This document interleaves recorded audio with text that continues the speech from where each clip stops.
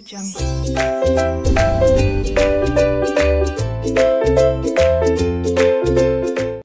Friends, सी Abhishek Jaware here from Ektum academy.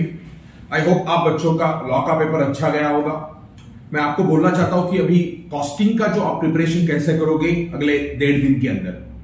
अगर आप लॉ का पेपर के बाद कॉस्टिंग के पेपर तक का या कोई भी पेपर तक का टाइम लोगे, you get on an average 20 to 25 hours.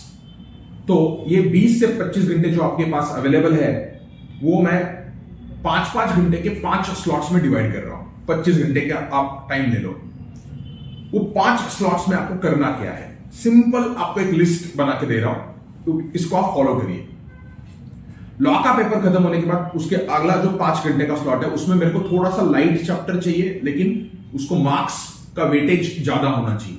उसमें है आपका इंट्रोडक्शन टू कॉस्टिंग और cost sheet and marginal costing and budgets.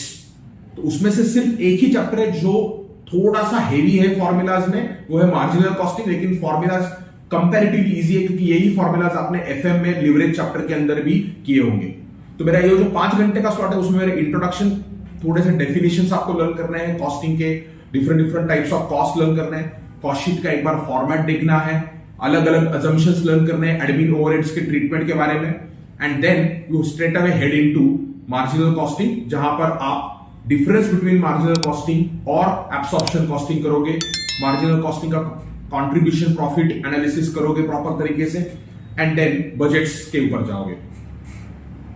What I want at that particular point of time is not the revision of all the problems. You should have identified few problems from each chapter which you just want to go through and audit the solutions. So that is your slot number 1, comprising of introduction, then your cost sheet, marginal costing and budgetary control। 4 chapter हो गए।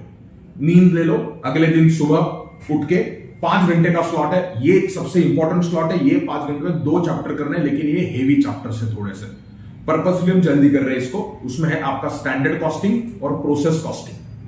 Standard costing थोड़ा सा heavy है because formulas थोड़े ज्यादा है, तो हर एक चीज का फॉर्मूला आप गो थ्रू करना, अच्छे से ओवरहेड्स का एनालिसिस करना, ओवरहेड्स को इग्नोर मत करना। ओवरहेड्स के लिए सिर्फ डिफरेंट तरीके से ओवरहेड्स का वेरिएंस कैलकुलेशन होता है। कुछ बच्चे आवर्स बेस पे करते हैं, कुछ बच्चे आउटपुट बेस पे करते हैं, लेकिन ओवरहेड्स को इग्नोर मत करना। स्टैंडर्ड कॉस्टिंग क्योंकि आएगा तो ये क्वेश्चन नंबर 1 में आ सकता है और आपको परेशान कर सकता है। और वेरी इंपॉर्टेंट, पहले 15 मिनट में क्वेश्चन 1 नहीं पढ़ना है बिकॉज वो कंपलसरी है।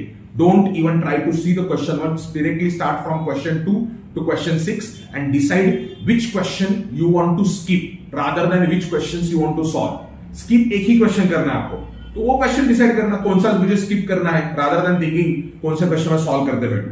तो ये दूसरे स्लॉट पे आपको करना है स्टैंडर्ड कॉस्टिंग और प्रोसेस कॉस्टिंग। फिर जो तीसरा स्लॉट आएगा आपका 5 घंटे का 6 घंटे का, आप एडजस्ट कर लेना। उसमें जॉब कॉस्टिंग है which is primarily revision of cost sheet chapter, सिर्फ अलग तरीके से प्रेजेंट किया जाएगा। कॉन्ट्रैक्ट कॉस्टिंग और कॉन्ट्रैक्ट अकाउंटिंग, आपको एक बार फॉर्मेट देखना है, प्रेजेंटेशन कैसे होगा कॉन्ट्रैक्ट अकाउंट का, और रेवेन्यू का रिकॉग्निशन कैसे करना है परसेंटेज कंप्लीशन पे, वो लर्न करना है। ऑपरेटिंग कॉस्टिंग, सीधा आप डायरेक्टली कॉस्ट यूनिट पे जाओ, सिंगल कॉस्ट यूनिट लिखना है या कंपोजिट कॉस्ट यूनिट करना है, और कॉस्ट का स्टेटमेंट मुझे प्रेजेंट कैसे करना है, और joint product and by product के different methods of apportionment of joint cost learn करना है। तो ये स्लॉट के अंदर मेरा job costing, contract costing, operating costing and joint product by product हो गया। चौथा स्लॉट जो अगले दिन शाम में आएगा, सो पहला स्लॉट में अपने लॉ के पेपर के बाद 4 चैप्टर्स आपने किए थे। दूसरे दिन सुबह आपने स्टैंडर्ड और प्रोसेस किया, दूसरे दिन दोपहर में आपने जॉब, कॉन्ट्रैक्ट, ऑपरेटिंग किया, दूसरे दिन शाम में आपको करना है material, labour, overheads, activity based costing and cost ledger accounting. अब आप बोलोगे ये मटेरियल लेबर आप बीच में क्यों डाल रहे हैं, शुरुआत में क्यों नहीं कर रहे हैं? Majority students material labour chapter शुरुआत में प्रिपरेशन करना चालू करते हैं और मेजॉरिटी टाइम उसके ऊपर ही स्पेंड करते हैं। मटेरियल लेबर में आपने बहुत ज्यादा टाइम स्पेंड किया होगा इनिशियल डेज में या इनिशियल प्रिपरेशन में, so I don't want last day too much of time to be given to the material labour. एक बार क्या है उसके अंदर ईओक्यू तो है और थोड़े से इन्वेंट्री लेवल के फॉर्मूलाज है। लेबर के अंदर हाल से रोहन बचा है, बाकी सब पुराने लोग तो चले गए सिलेबस से।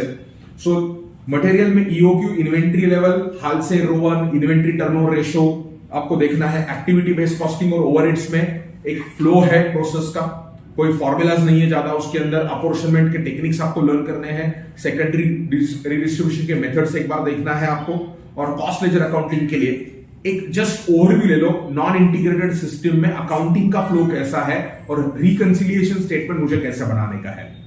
एंड देन आप अच्छे से नींद ले लो, पेपर के दिन सुबह उठ के मुझे सुबह थियरी और वापस सबके फॉर्मूलाज का रिवीजन चाहिए, प्रॉपर थियरी खत्म करना और फॉर्मूला का रिवीजन करना, और उसके बाद कॉन्फिडेंटली कॉस्टिंग का पेपर जाके लिखना। पेपर कैसा आएगा क्या आएगा उसके ऊपर सोचो मत, पेपर थोड़ा सा हटके आ सकता है। कॉस्टिंग का खासियत यही है कि क्वेश्चंस डिफरेंट तरीके से प्रेजेंट किए जाए, बट वो क्वेश्चंस बहुत आसान रहते हैं। दिमाग शांत रखना and go with the proper approach. Thank you.